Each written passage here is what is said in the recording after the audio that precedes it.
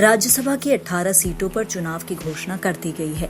इसके लिए 19 जून को मतदान किया जाएगा और उसी दिन वोटों की गिनती की जाएगी। इन 18 राज्यसभा सीटों में से 3 सीट राजस्थान की हैं।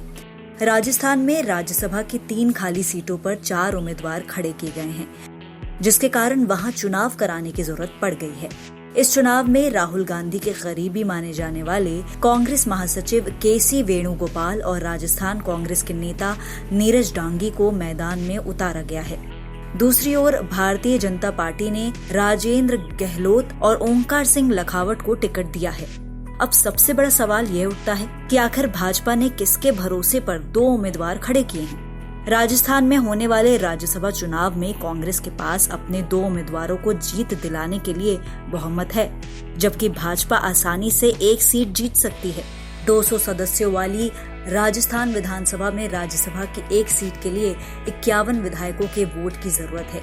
कांग्रेस के पास 107 विधायक हैं, जिसका मतलब है कि कांग्रेस 2 सीटों पर आसानी से चुनाव जीत सकती है। 2 सीटों पर जीत के बाद भी कांग्रेस के पास 5 अतिरिक्त विधायक बचेंगे।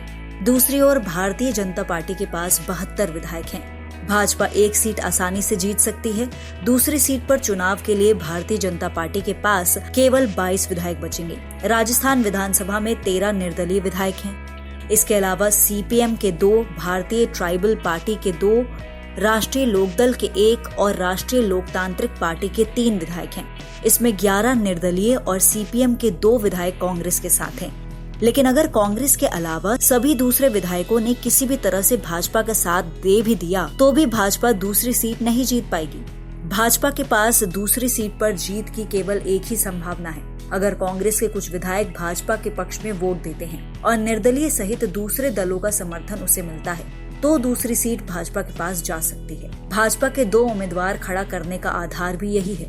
दरअसल राजस्थान में कांग्रेस की सरकार बनने के बाद से ही पार्टी में गुटबाजी चल रही है। विधानसभा चुनाव के दौरान कांग्रेस की जीत में अहम भूमिका निभाने वाले सचिन पायलट ने मुख्यमंत्री बनने की दावेदारी ठोकी थी, लेकिन केंद्रीय नेतृत्व के हस्तक्षेप के बाद सचिन पायलट की जगह अशोक गहलोत को सीएम बना दिया गया। हालांकि सचिन पायलट की मजबूत स्थिति को देखते हुए उन्हें उप मुख्यमंत्री बनाया गया है, लेकिन इससे पायलट खुश नहीं है। उन्होंने मुख्यमंत्री अशोक गहलोत के खिलाफ मोर्चा खोल रखा है। सचिन पायलट के विद्रोही तेवर को देखते हुए ही ज्योतिरादित्य सिंधिया ने उनसे कांग्रेस छोड़ने की बात की थी, लेकिन पायलट ने कुछ समय इंतजार करने की बात करके कांग्रेस छोड़ने से इनकार कर दिया। हालांकि उन्होंने अशोक गहलोत की आलोचना करना जारी रखा है और राजस्थान कांग्रेस में 2 गुट बन गए हैं। भारतीय जनता पार्टी ने कांग्रेस की इसी गुटबाजी पर दांव खेला है। हो सकता है कि भाजपा को सचिन पायलट की तरफ से इशारा मिला होगा। सचिन पायलट के गुट के विधायक कांग्रेस के उम्मीदवार के खिलाफ वोट करें, जिससे भाजपा दूसरी सीट भी जीत जाए। राजस्थान की सियासत में खिचड़ी तो पक ही रही है। अगर भाजपा का दाव सही पड़ गया और पायलट के विधायकों ने भाजपा के लिए वोटिंग कर दी तो राजस्थान कांग्रेस में उसी तरह फूट पड़ जाएगी जैसे मध्य प्रदेश में पड़ी है। ऐसा हुआ तो कांग्रेस के लिए यह एक बड़ा झटका साबित होने वाला है। अगर आपको हमारा वीडियो पसंद आया हो तो इसे लाइक करें, इस चैनल को सब्सक्राइब करें और हाँ, बेल आइकन भी दबाएं ताकि आप तक हमारे वीडियो की नोटिफिकेशन पहुंचते रहें। हमसे जुड़े रहने के लिए अपने सुझाव हमें कमेंट बॉक्स में देते रहें। हमें आपके सुझाव का इंतजार रहेगा। हमारे साथ जुड़ने के लिए धन्यवाद।